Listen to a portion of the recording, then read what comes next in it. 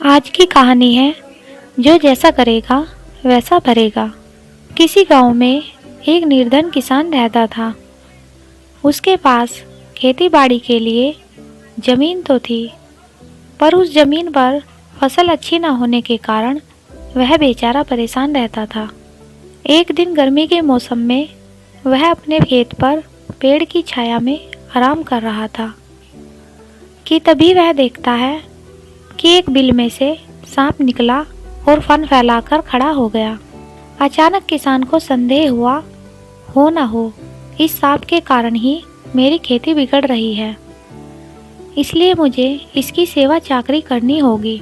यह विचार आते ही वह कहीं से दूध लाया और उसे एक बर्तन में डालकर बिल के पास रख दिया। अगले दिन जब वह बिल के पास गया तो देखता है कि बर्तन में दूध नहीं है, बल्कि उसमें एक सोने की मोहर पड़ी है। मोहर पाकर उसे बड़ी खुशी हुई। उस दिन से वह रोजाना बर्तन में दूध लेकर जाता और बिल के पास रख देता। अगले दिन उसे नियमित सोने की एक मोहर मिल जाती।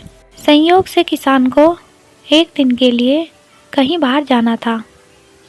वह बड़ी दुविधा में पड़ गया कि सांप को दूध कौन देगा।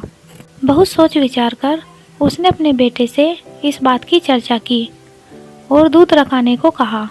किसान के बताए अनुसार बेटे ने वैसा ही किया, लेकिन जब उसने दूध के बर्तन में मोहर देखी तो वह सोचने लगा, जरूर यहाँ जमीन में बहुत सारी मोहरें दबी पड़ी होगी जिन पर यह सांप कब्जा जमाए बैठा है, और उन्हीं में से यह सांप रोज एक मोहर ले आता है।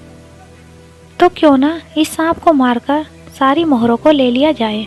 दूसरे दिन किसान का बेटा जब दूध लेकर गया तो वहीं ठहर गया।